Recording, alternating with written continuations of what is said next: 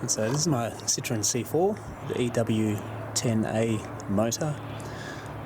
Had a pretty bad oil leak, and didn't make any smell or anything like that, but basically down the back of the engine is where you would see it. And at first it was a little bit difficult to figure out where it was coming from, but it's clear that it was the valve cover gaskets. I thought I'd just run through some other symptoms if you do have an oil leak on the Citroen C4 or the EW10A engine.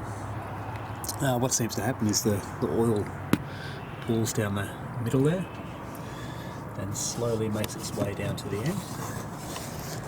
So you'll get a what appears to be an oil leak down this end of the motor. You can see even here in the corner, it's pretty bad actually. I guess that makes its way all the way down there near the gearbox as well.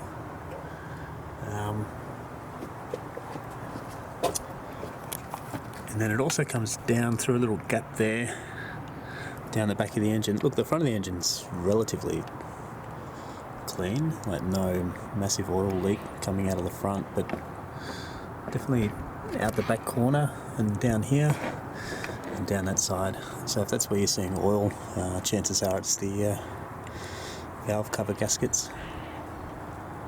Now these valve covers have quite a different sort of gasket. It's not your traditional rubber ring that goes around the outside. It's basically a plastic assembly that's placed inside the cover. I've got the original one here. So they do just pop out, clicks in there, some clips in the middle. So that's the original one. You can see it's sort of flattened out, at least in a few areas. Now when I went to order what I thought was just going to be the valve gasket, the supplier I normally go through, they said no, we don't sell that, we sell a complete assembly, $500 or something like that. And that didn't sound right, so I did a little bit of research and found you can actually get them. I mean, here's the one that I ordered. You can see it's a two-part injection. You've got a hard plastic, and then you've got the rubberized valve section, well, not valve, seal section.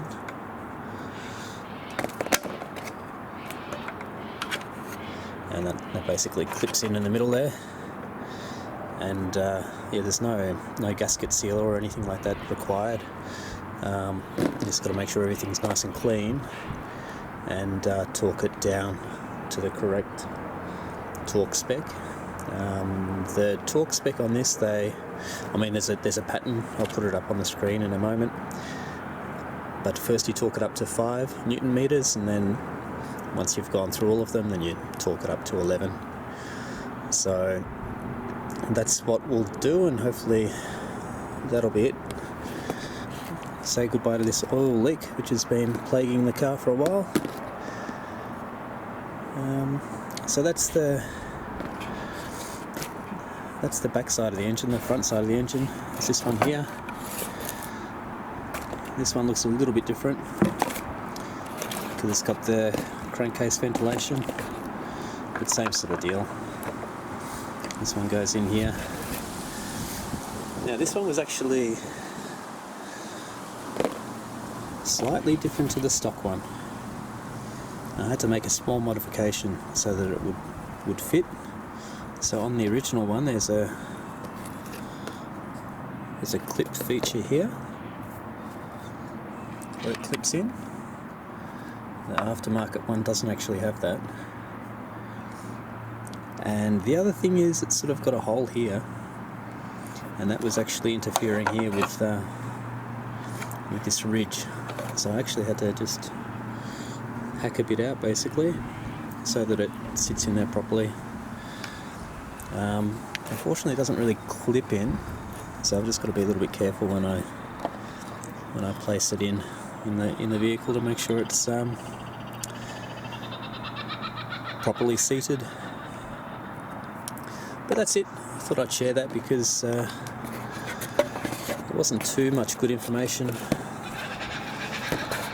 Out there. I did see a video or two where people were trying to use just a stock standard rubber gasket, which is, I don't think that's a good idea. And look, paying $500 for a set of these, well, okay, that's probably okay as well. But yeah, I mean, you can just get away with replacing the ceiling insert. So that's it. Look, I'll put up on the screen the torque settings and the sequence that I found online, and hopefully there was some useful information in there for you. Alright, that's it. Thanks for watching.